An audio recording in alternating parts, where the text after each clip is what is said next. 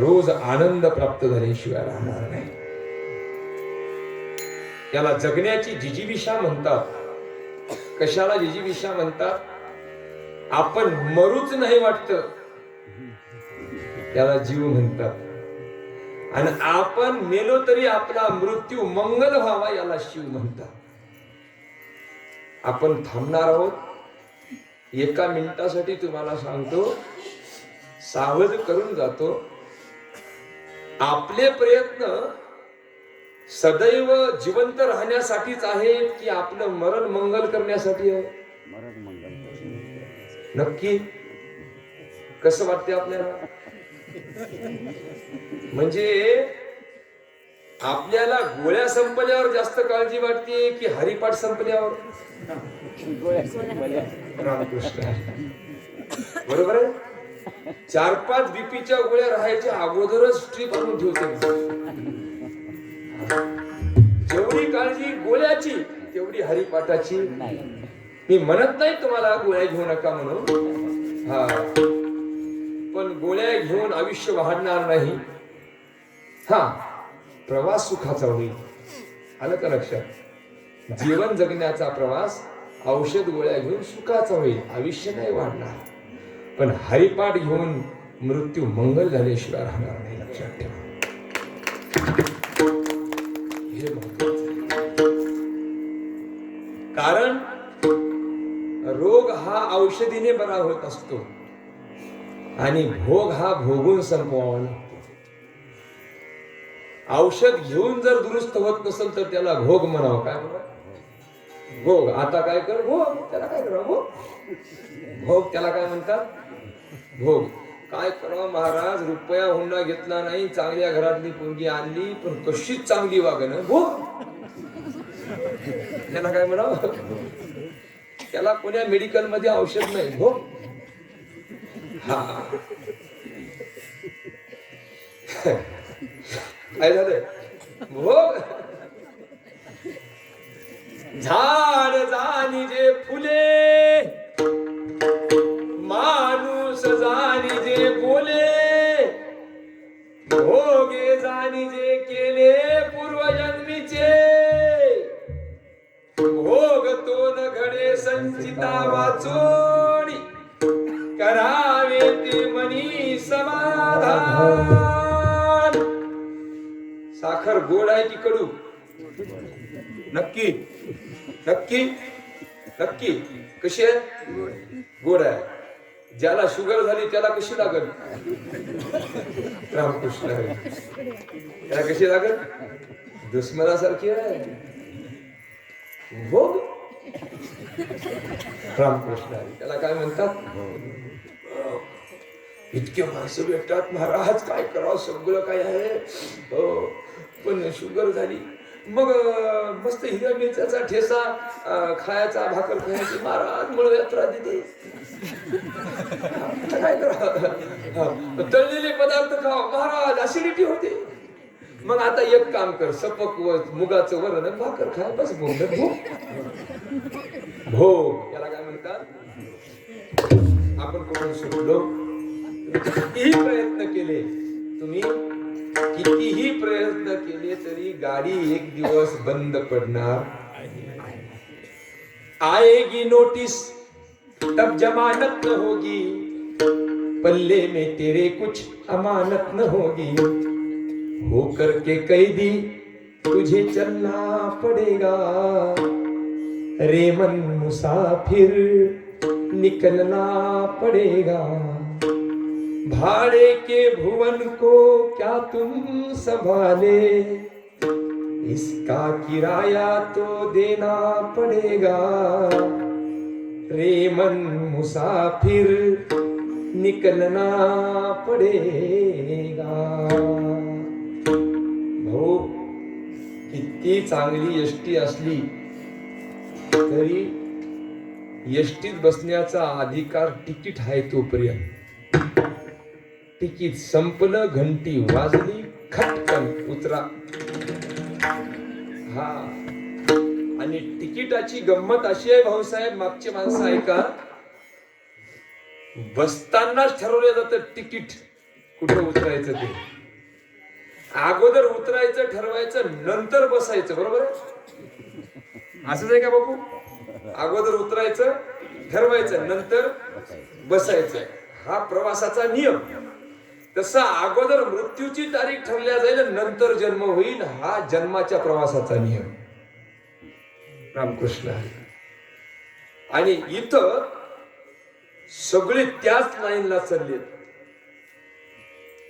चाललेत म्हणजे कालच्या पेक्षा आज आयुष्य कमी झालं की वाढलं? कमी झालं. मग कालच्या पेक्षा आज मसनवट्याचं आपलं अंतर कमी झालं की वाढलं?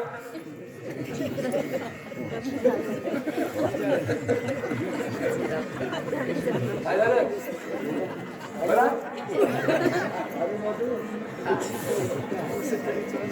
मसनवट्याचं आपलं अंतर कमी व्हायला की वाढायलंय?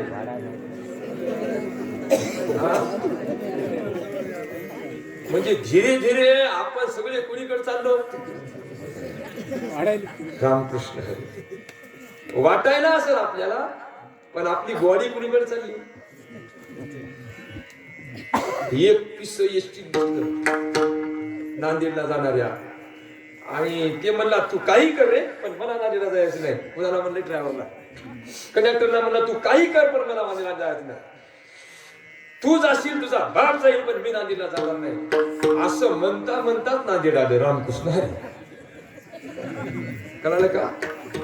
काही झालं तरी मी मरणार, काही झालं तरी माझे केस पांढरे होणार, असं म्हणता म्हणतात मुक्काम आला. रामकृष्ण.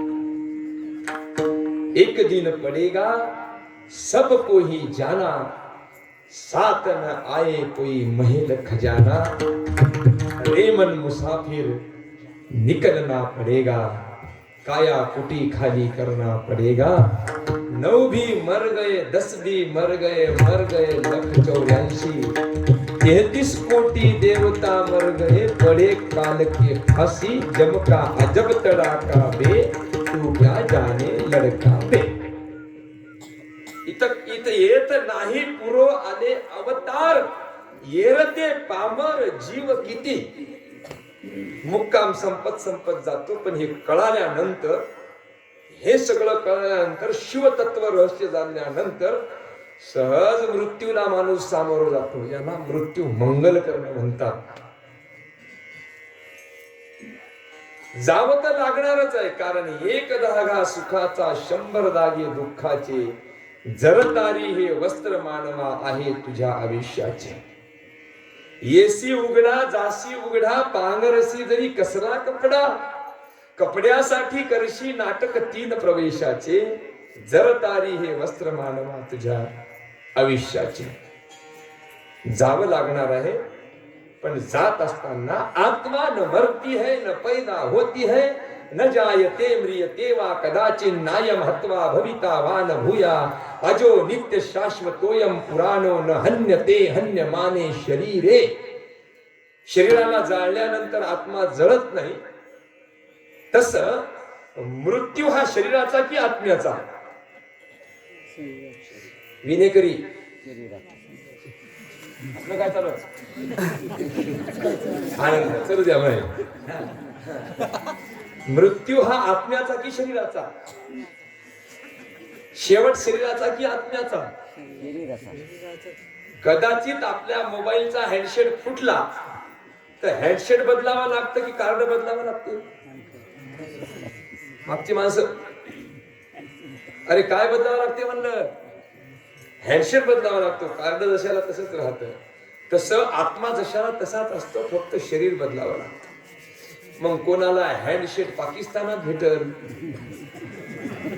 हा कोणाला हँडसेट महाद्वाराच्या पायरीवर भेटल. आंधळ्याला हो पांगड्या हँडसेट. हा जर चांगली कामं केली असतील तर देवाच्या दारात हँडसेट भेटल. त्याच्यापेक्षा चांगले काम केली असतील तर काम करायचं कामच पडणार नाही. हँडसेट तुमच्या इकडे देवाला सोडलेले ते असतात की त्याला काय म्हणतात? कठाळे. हा कोण्याही वावरात जाईल किती खाय हँडशेक, कोण्याही गावात जाईल कोण्याही पंक्तीत बस. आम्ही कटाळे जाऊ देवाच्या नावावर सोडलेले कृष्णा. मग या कठाळ्याला कोणी हकलत का नसत पांडू काय झालं त्याला का हकलत नसा सांगू का? ते गेलं जरी जनावराच्या जन्मात कोण ते कठाळ्या, त्याला हिरवागार कवळा खाचारा खायला भेटते महाराज. ज्याच्या दारात गेलं त्याला कुकू लावून निवत खायला भेटत का? आदल्या जन्मात लई पंक्ती उडवल्या असेल म्हणून तर या जन्मात खायला भेटत. एवढं सोपं आहे, एवढं सोपं आहे. येण्याची शरीरे शरीरा येणे सरे किंबहुना येरधारी चिरा पडे. देवची बरे खरे की खोटे पहा तुम्ही. अर्थात आपण थांबणार आहोत, परंतु निवाडी कळीकाळाचा भेव 2 तास त्या शिवाचं रहस्य ऐकल्यानंतर जर मृत्यूची भीती नाहीशी होत असेल तर आयुष्यभर नामस्मरण केल्यानंतर काय मृत्यूची भीती राहील? मृत्यू म्हणजे आहे तरी काय? फाटलेले कपडे टाकून द्यायचे, नवीन कपडे घालायचे. रामकृष्ण याचं नाव सोपं आहे घरी. फाटलेले कपडे काढून टाकायचे, नवे कपडे घालायचे. आता हे कपडा फाटला, मोती बिंदू झाला, कपडा फाटला. वासांशी जीर्ण आणि यथा विहाय. अडचण कशी आहे सांगू का तुम्हाला? माणसाला स्वतःहून मरावं वाटत नाही, हे मोठं दाखवतं. आणि शेवटची अवस्था कशी आहे 1 मिनिटात सांगतो जाता जाता. शेवटची अवस्था ती खोलगट असणारी बास, तिच्यामध्ये गोदड, तिच्यामध्ये एवढूस झालेलं शरीर, मधात गेलेले गाल, आतमध्ये गेलेले डोळे, चेहऱ्याला लागलेली घरघर, जवळ एक इस्टूल, स्टूलवर तांब्याजवळ दुर्डीमध्ये 5-6 गोळ्याचे पाकिट, एक औषधाची शिशी आणि आपले सोबते राहतील 5-6 चिलटण, 10-15 माश्या. हसू नका कीर्तनकारासे. ऐसी दशा येईल पुढे ते मन हे होईल वेडे, चिंतुनी ठेवी रोकडे आत्मज्ञान. बरोबर आहे? अशा वेळेस तसं राहील बापू. पण त्याही अवस्थेमध्ये शरीराच्या वेदना राहतील, मन तडपत राहील, त्यागाची वेळ येईल, प्राणोत्क्रमण होण्याची वेळ येईल. पण अशा अवस्थेमध्ये बाजीवर पडल्या फक्त एकच आठवण यावं, काय सप्ताह केला होता आणि काय ताकद दिली होती. एवढी आठवण तुमच्या चेहऱ्यावर बाजीत पडल्या हास्य आणल्याशिवाय राहणार नाही. कारण ती कर्म त्यावेळेला आपल्याला मदत करत असतात.